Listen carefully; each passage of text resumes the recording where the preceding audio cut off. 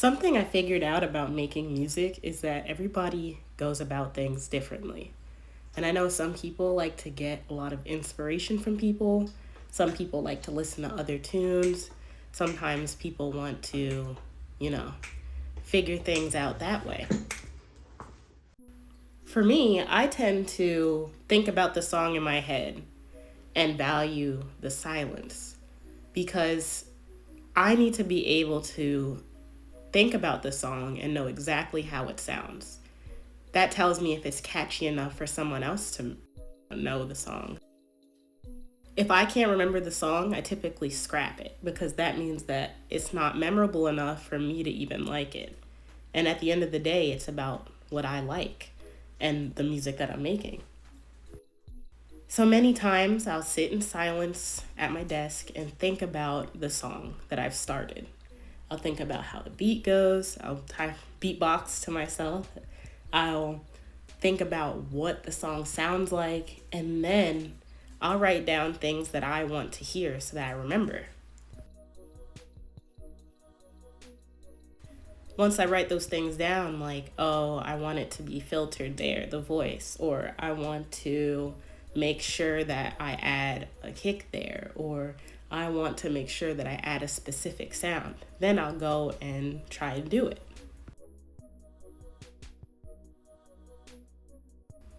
A lot of times I'll end up doing that, and then sometimes I'll listen to my own songs, but I'll look for something specific.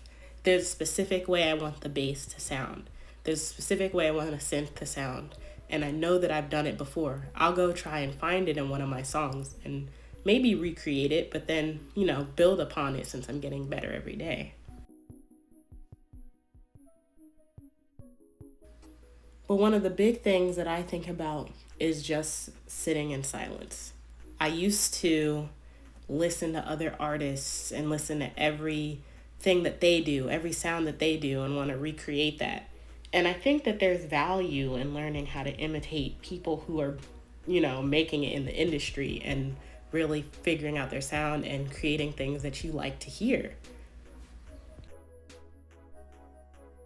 But I also think that there's value in knowing that their music is their music and your music is your music. And you have to think about what really makes that difference, what makes it, yours.